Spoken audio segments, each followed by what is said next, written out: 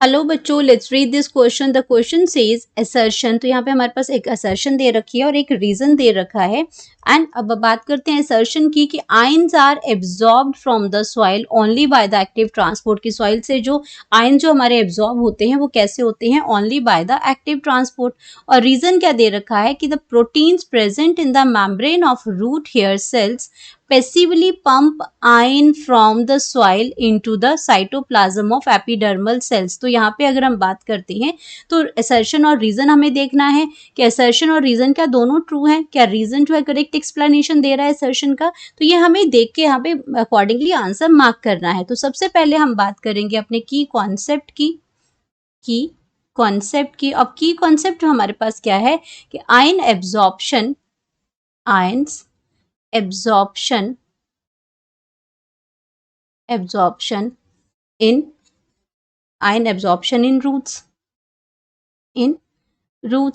अब आयंस के आपके क्या है, जो आयन जो एब्जॉर्प्शन होती है, वाटर और मिनरल्स होते हैं, मिनरल आपके आयंस की फॉर्म में होते हैं। तो ये इनकी जो एब्जॉर्प्शन है ये कौन करता है? जाइलम करता है। जाइलम के थ्रू ये ट्रांसपोर्ट होते हैं। एब्जॉर्प्शन तो ये रूट्स करती हैं, लेकिन ट्रांसपोर्ट आपके कैसे होते हैं? Transported by the xylem. तो ये आपके क्या करते हैं? आपकी होती कर इसमें एब्जॉर्प्शन आपकी रूट्स करती हैं आपके, तभी तो आपका रूट्स लिखा है यहाँ पे, रूट्स करती हैं। और ट्रांसपोर्टेड जो होते हैं ये आपके ट्रांसपोर्टेड बाय जाइलम। अब यहाँ पे हम बात करते हैं कि जो हमारे मिनरल्स हैं, ये मिनरल्स आपके प्रेजेंट होते हैं। Minerals are present in the soil, minerals are present in the soil. अब सॉइल के अंदर जो भी आपके मिनरल्स प्रेजेंट होते हैं वो आयंस की फॉर्म में होते हैं। Soil in the form of ions. तो ये आपके क्या है? आयंस के फॉर्म में प्रेजेंट होते हैं। अब ये जो मिनरल्स जो है, आयंस जो होते हैं, ions can not directly cross the cell membrane. अब ऐसा नहीं कि मुंह उठाया और सेल मेम्ब्रेन के क्रॉस कर लिया, ऐसा नहीं है। आयंस कैन नॉट डायरेक्टली क्या करते हैं? Cross the cell, directly cross the cells. तो ये आपका cross the cell membrane, cross the cell, क्योंकि सेल का मतलब है सेल मेम्ब्रेन को डायरेक्टली ये क्या करते हैं? क्रॉस नहीं करते हैं सेल में। देन हम इसमें कह सकते हैं कि आयंस आर एब्जॉर्ब्ड। अब ये आयंस एब्जॉर्ब कैसे होते हैं? अगर डायरेक्टली नहीं होते तो कैसे हो सकते हैं? तो आयंस आर एब्जॉर्ब्ड। अब आयंस जो एब्जॉर्ब्ड फ्रॉम द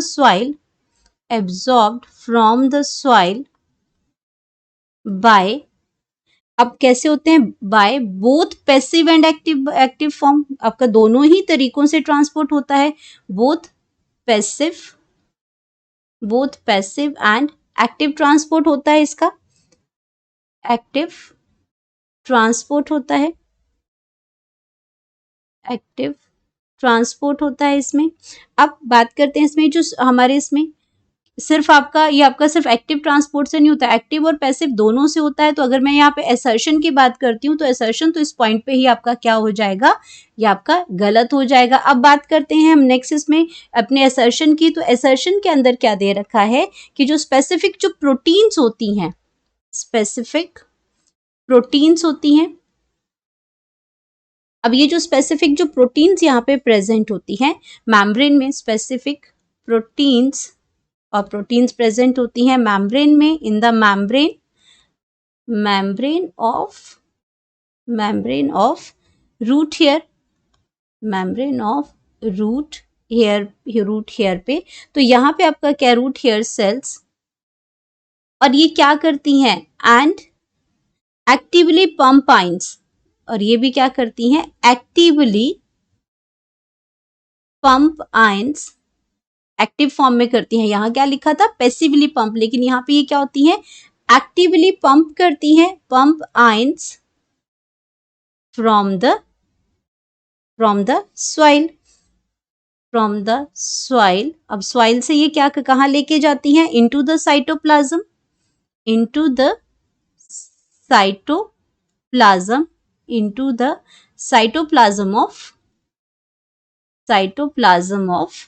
साइटोप्लाज्म किसका होता है? एंडोडर्मिस का। तो cytoplasm cytoplasm of the endodermal cells, plasm of endodermal, endodermal cells का। अब एंडोडर्मल सेल्स में आपका क्या होता है, एंडोडर्मल सेल्स तो सारे आपके जैसे बाकी सेल्स होते हैं वहां पे भी आपका क्या होता है, like all the cells, like all the cells, all the cells जो एपिडर्मल जो हमारे एंडोडर्मल सेल्स होते हैं, जैसे बाकी सेल्स में होता है वैसे ही एंडोडर्मल सेल्स के पास क्या होता है, endodermal cells have many transport proteins, endodermal cells have many proteins, many proteins, बहुत सारी प्रोटीन्स होती हैं उसके पास। और वो क्या करती हैं, ये जो प्रोटीन्स उसके पास प्रेजेंट होती हैं, एम्बीडेड कहाँ प्रेजेंट होती है, embedded, embedded in the plasma membrane, embedded in the plasma membrane, plasma membrane जहाँ से क्रॉस करके ये आइंस आपके जाते हैं तो प्लाज्मा मेम्ब्रेन में ही ये एम्बीडेड होती हैं।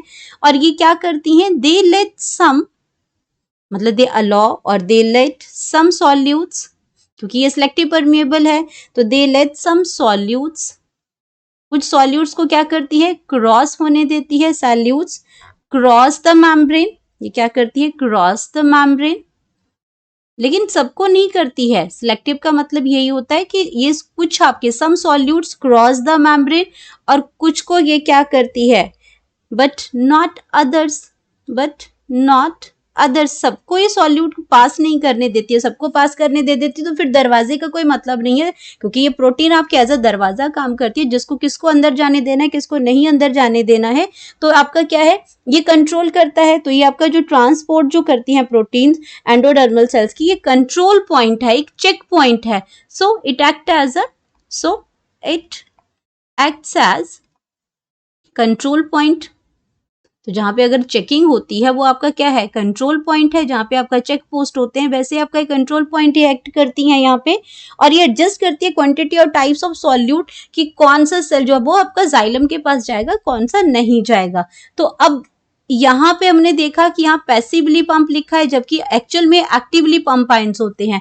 तो हमारा असर्शन भी हमारा इस हिसाब से रीजन भी गलत हो गया।